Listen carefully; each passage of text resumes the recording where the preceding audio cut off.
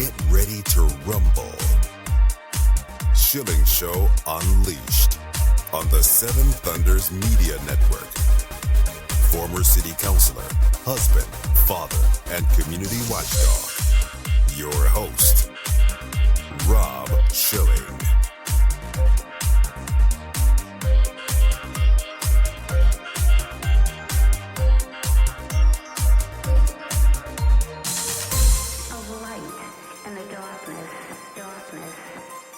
Welcome to the Schilling Show Unleashed Podcast. Remember, your direct support makes our show possible, and you can directly support this podcast by visiting schillingshow.com and then clicking on the Patreon banner at the top of the page to make a monthly contribution. We appreciate your support.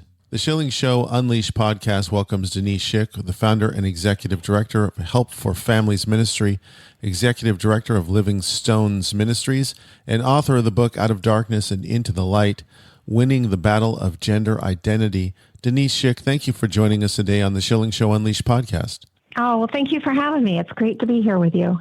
You have a very unique and relevant backstory to all of this conversation and to the book. So maybe you could give us just a picture of your own upbringing and the struggles that you faced.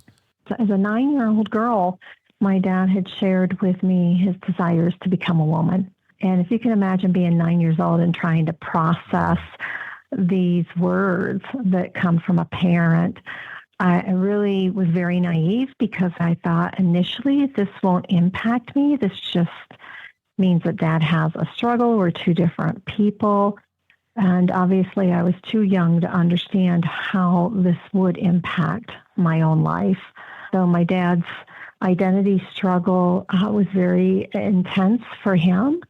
It seemed to kind of flood over my way in a way that I started to question, did God make a mistake? Did God make a mistake and dad should have been a woman? And if dad should have been a woman, then Denise, how do you know you weren't supposed to be a boy? So I began to question the authority of God and who God was. It really was a very obviously confusing time in trying to figure and navigate that out. Initially, the other things that had followed soon after was my dad becoming very jealous of me as a girl. In different ways. I matured very young, and he also would take my clothing, my jewelry, my makeup, things of that sort, where it seemed like if I wanted to dress like a girl or feel free to be a girl, I would have to pack my clothing up, my makeup, whatever I had, and take it to school and get dressed there and leave different items there, such as the makeup, just so that I would know that he didn't have it. It was very difficult in trying to be comfortable in my own skin when I understood that my dad so desperately wanted to be that woman. It must have been not only disturbing to you personally, but also upsetting to your entire family. And I guess the reason that I bring this up is because these sorts of incidents, which are much more common now, reverberate far beyond the immediate individual and even one or two others. It does. It's not just the individual, but it affects far more of those that love them and are very dear to the individual. The ripple effects through the family are absolutely devastating today, more so than ever. Years back, I'm going to say 20 years ago when the ministry started, everybody was kind of on the same page, meaning family members really were there for each other and their perspective was the same. As of, there's something wrong with our loved one, but we stand with each other. And today it divides. It's chaos and division among family members and parents. It just doesn't stop with what happens. Our family was very fortunate because we all believed in God and believed in His Word, and we stood by my mother. We understood that my dad was hurting, and this was a way that he was looking to escape that hurt. But we all still to this day see this as a type of brokenness. You mentioned in the beginning of the book, and I think this is so important because it's not discussed enough, Denise, that God has designed us. And I want to talk about some of the aspects that you reference. First of all, the purpose in God's design for man and woman. The perfect design that God has for us. Adam and Eve, they were meant to live freely without being in sin and bondage. They first respected God's boundaries or his standards, but then the enemy came in and weaseled his way into giving a suggestion such as, did God really say you couldn't eat the forbidden fruit? And for the individuals that struggle with their identity in these ways, with gender identity, trauma, the different reasons that they look to flee their masculinity or their femininity, all comes down to them believing a lie. Did God really say you are a boy? Did God really say you are a woman? And taking that questionable attitude, belief system to doing what one feels is best for them. There's also, in God's design, a uniqueness between men and women. I remember some decades ago when I was growing up that there became a popular science, I'll put that in air quotes, that men and women are essentially the same except for their plumbing. And I'd love for you to address that. There is a uniqueness, and it's so awesome, as you can just tell, it just puts a smile on my face to see how God's design backs up science, and science backs up God's design. When we look at the difference of men and women, there are different genes that are expressed differently in the male and the female. And for instance, for women, there are some genes expressed only in the left vertical of the heart of women, which works to protect our hearts from disease up until the time of menopause. And when we look at men, they have more of it's a higher prevalency for Parkinson's disease than that of women. Additionally, we know that there are genes that are highly expressed in the skin of men relative to that in women's skin. And that is why men are known to have a growth of body hair more in comparison than that of women. Even our prescription drugs, medicines, digest and taken differently in our bodies and how they process the chemicals. And it's absolutely remarkable of how God's design does back up science. And so we are different in many ways. I mean, my goodness, we even know, that when it comes to sciences and mathematics in school, and where generally boys are more apt to be mathematically gifted than girls. Not to say that girls can't be. I'm just saying in the standards. So there are a lot of differences between men and women. And something else that really plays into this in God's design is that the nature of man and woman is unchangeable. And that's really the crux of this debate, isn't it? It is. It is unchangeable. Somebody can have, and I'm thinking of somebody right now that had 26 surgeries. A male had 26 surgeries in the hope of becoming the perfect female. One surgery wasn't enough. 10 surgeries weren't enough. Trying to reach that certain point, it's not going to make him a woman. No matter how many surgeries, no matter how much money you give the pharmaceutical companies, the doctors, the surgeons, in reality, you are not going to become a woman, nor is a woman going to become a man. A woman, biological woman, cannot impregnate a woman. So we look at some of the sciences there as well. And then we have, of course, what is God's master design to the extent that we can even understand it, which is DNA, and gender is embedded in DNA. Why is that an important point? Here's something that I used to think about. There were 13 years that went by that my family didn't have any connection with my dad for various reasons. When he had left to pursue and become known as the identity of Becky, I often wondered through the years, not knowing if he was okay, if he was safe, where he was mentally, if somebody had found him or found a body and they did a DNA test, it would go back to the reality that this was a man, no matter what he was wearing and no matter what he had on or what he had done to his body. or his facial construction. When women walk, we don't think about how we walk for the most part. Men don't think about how they walk. We don't think about the tone of our voice. When we've got professionals that will mentor or teach somebody how a woman walks, that will give voice lessons to having more of a tone that women would have, all of those things lead to pretending. You know, you're going into a fantasy and you keep thinking that every next step will take you to where you want to be.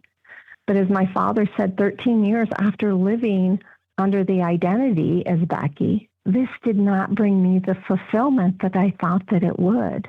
Our DNA, everything about our bodies, match God's unique design for who we truly are. The other thing that people bring up, Denise, is the topic of hermaphrodites or so-called intersex. And I'd love for you to address that because that's kind of a linchpin of the arguments in all of this. When we talk about transgenderism, gender confusion, these type of issues, we're talking about somebody that psychologically does not see themselves in the reality of who they are or not accepting that. When we talk about hermaphrodites, that is physical. They are born with the different internal organs or perhaps both of them that occur. But again, the difference is that's physical, where the other is more mental, emotional, where they are looking in the mirror and seeing and believing that they are something other than what they are. Part of all of this is rebellion, and it's never characterized that way in the mainstream media or in secular discussions. But how does this apply to the topic of transgenderism? Well, in rebellion, it is as if the person, and I'll use my dad for an example, had thrown his fist up at God and saying, "You will not tell me who I will be. I will tell you who I will be."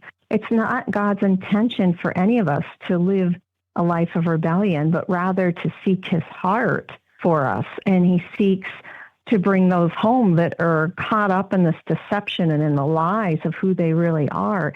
He wants to free them and to change their heart and allow them to be molded by him. But rebellion takes us further away from God. It doesn't bring us closer to God. The heart wants what it wants, and it will seek ways to fill the desires of the flesh. And this brings us to the point of anger, which is all a part of the rebellion. And then God's response to that. When God looks at us and we're struggling with various things, he certainly has compassion, but that only goes so far, because if you continue to rebel, then you're pretty much on your own in that. And a heart of anger, that doesn't lead anybody to healing. You know, I know on my side, though, it's not me that's the gender confused person. I was very angry with my dad for many, many years. Yes. And didn't realize the resentment that had grown deep and the deep roots that were there. So for the individual that has anger issues because they've been hurt by somebody, that's not working towards their true healing. It's not working towards them living a life of freedom outside of that anger. So they need to be able to come to a place where they desire to work on any anger issues, any resentment, any hurt and pain that somebody else has caused them, and to process that and to be able to let that go. The Schilling Show Unleashed podcast continues in a moment with our guest, Denise Shick. Online at schillingshow.com.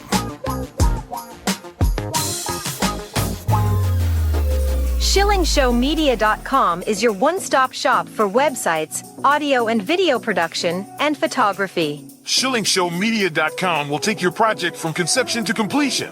SchillingShowMedia.com is reasonably priced and highly professional. Need a website for your business? Visit SchillingShowMedia.com. Need a video created or edited? Visit SchillingShowMedia.com. Have a photography or graphic design project? Visit SchillingShowMedia.com. SchillingShowMedia.com is your one-stop shop for websites, audio and video production, and photography. Visit SchillingShowMedia.com. That's SchillingShowMedia.com. Get your fix. Schilling Show Unleashed. The Schilling Show Unleashed podcast returns. Our guest is Denise Shick. The book is Out of Darkness and Into the Light, Winning the Battle of Gender Identity.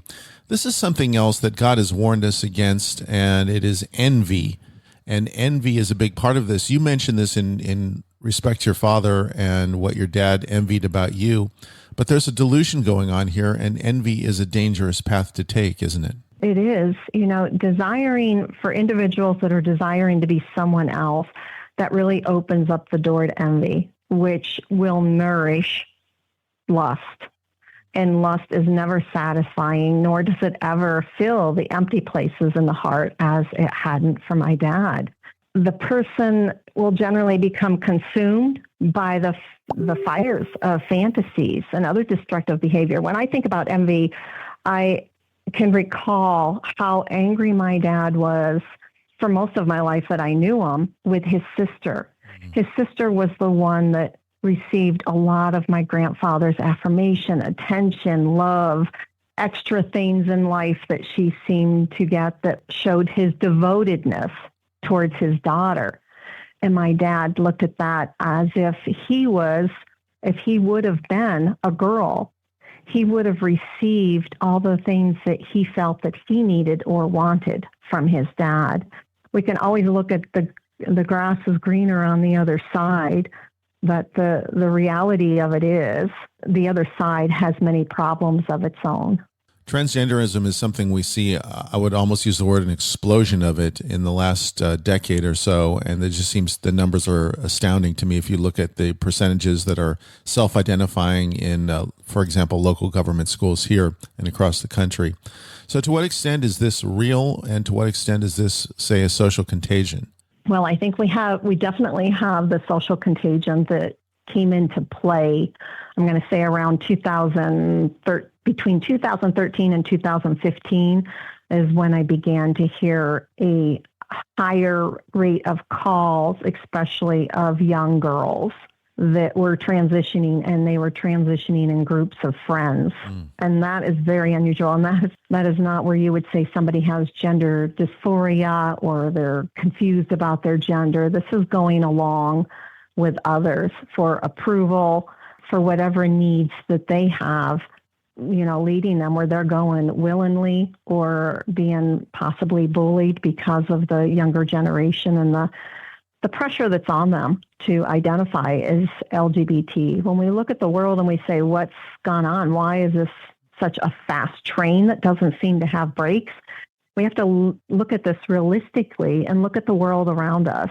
It is all over the media, and they have portrayed the individuals in a very sympathetic that it's the world against them. When you look at the church, if churches are being an example of Christ, that's not at all, how we would view the individual. But we have the media, we have social media, we have the politicians, the LGBT activists that didn't give up. I often wonder if God's church didn't give up, how much further would we be?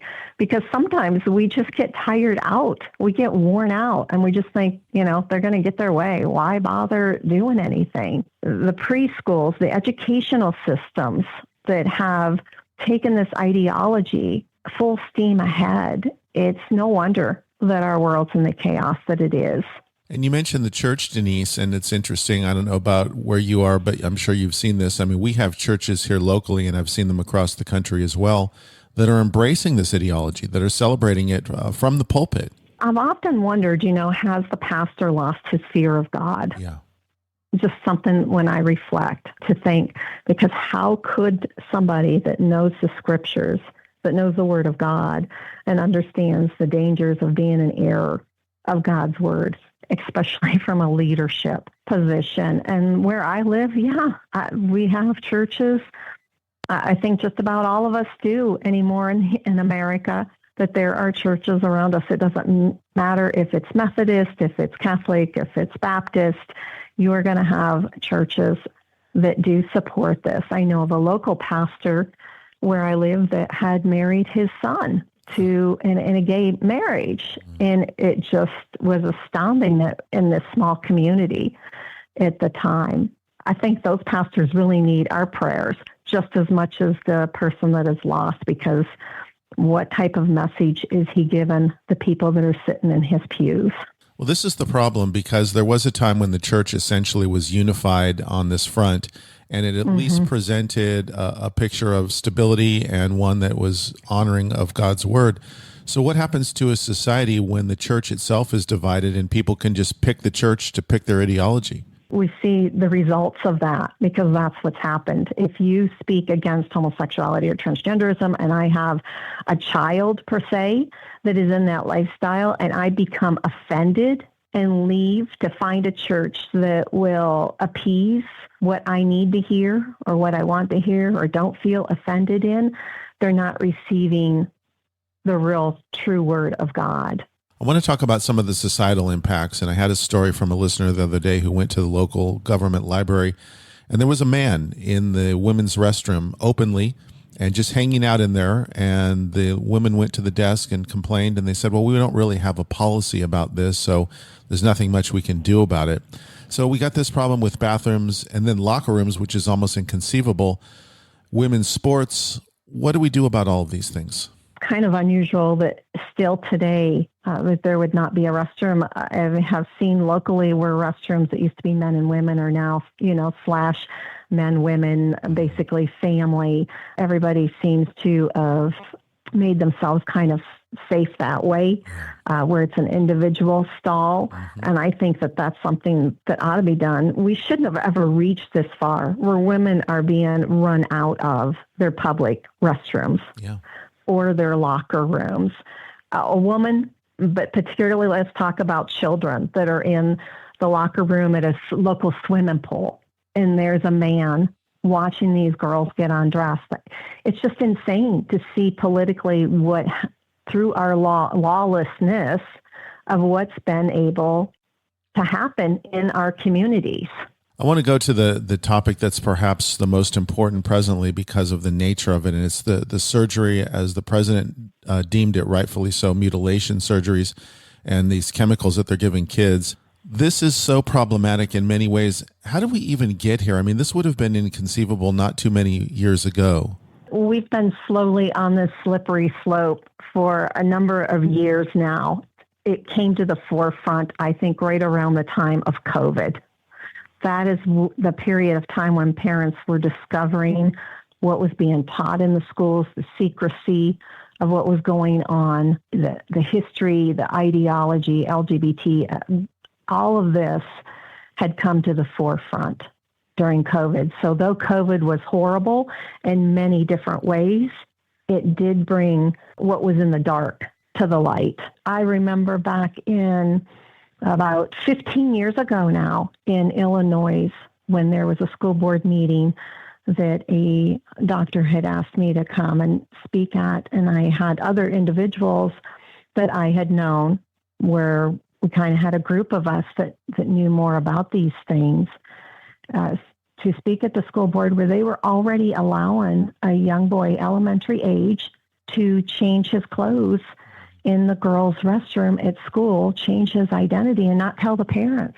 So this has been going on for a number of years, the secrecy behind it. There must be a reason, and one of the things, certainly there's a lot of money in this, but is there is there something else going on behind the scenes, or something spiritual that we can't see but we know is there, that why this is being pushed to minors? Well, the darkness, I really believe the darkness, the evil of Satan. When we look at Satan, we are pawns in his game to get at God. His anger, his hatefulness, bitterness, whatever issues that we could say that Satan has, he is going to get at God by taking God's people down. Satan is destroying what a man is, what a woman is. My goodness, the documentary, What is a Woman, that Matt Walsh had done, nobody could answer, what is a woman? It was like, you have got to be kidding me. He's going to these high educational systems, and nobody wanted to answer that. So when we look at what's gone on, when Satan can take man and woman down, he takes down the family. The chaos in the family, when the parents are dealing with somebody that's transitioning, they are dealing a lot of times with manipulation. Mom and dad, I won't come home for Christmas unless you call me, who's Jake, now Jenny, or whatever other manipulation is being requested of the family. Some family members, unfortunately, will leave their relationship with God for the sake of their child, and they're given everything up. And it's not just the child.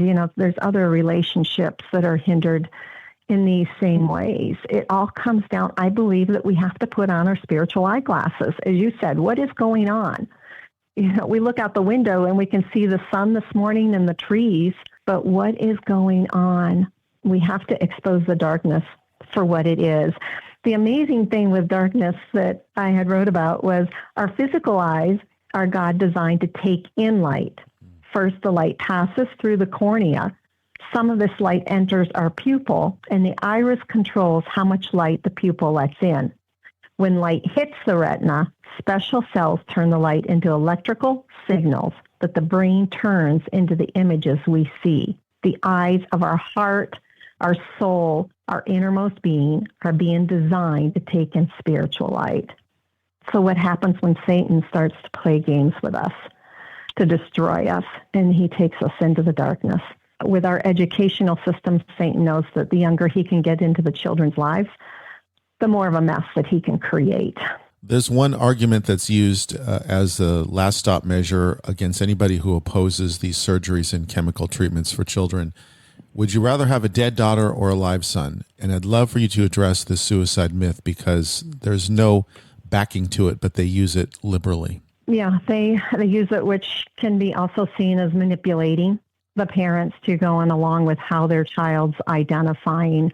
Now, I'm not saying that somebody can't be suicidal, generally suicidal, but this is the name game that they have played far too long, and their outreach for far too long, that has created fear in parents that they can't speak against this, that they can't do anything against their child's confusion at that point. I remember a therapist telling me many years ago, Denise, if somebody's going to commit suicide, it's because they have all these other mental underlying issues going on. Now, we know that a great majority of people that identify as transgender are severely depressed, that they are generally on an antidepressant, anxiety medications, along with possible sleeping medication, basically a cocktail of pills. So for parents, they have to obviously be aware of their child's body language, their words, and emotional state of being, but not to fear to speak, to be a parent. Don't let the fear of God, if you're concerned about your child, that they're that depressed that they may commit suicide, then by golly, get them some help. But don't let this fear tactic take you away from being a parent. You still need to be a parent. Be in tune to your child. And we're usually in tuned by having a relationship. Now, that can be very challenging when children are teenagers and they start to drift away from their parents, but don't give up, because that child needs you in their life. They need that relationship, whether they see it or not at that time. Denise Shick, if people want to get a copy of your book, Out of Darkness and Into the Light, any of your other books, or if they need resources to help their own families who are struggling with this issue, tell us how, please. Sure. They can go and visit our website at helpwiththenumber4families.com, and we have a section there for books and another section for children's books.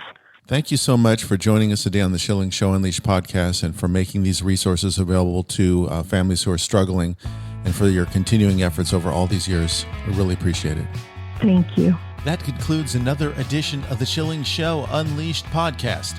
Visit us online at schillingshow.com, where you can directly support this podcast by clicking on the Patreon banner at the top of the page and making a monthly donation. Your support is essential for the continuation of the Schilling Show Unleashed podcast. Until next time.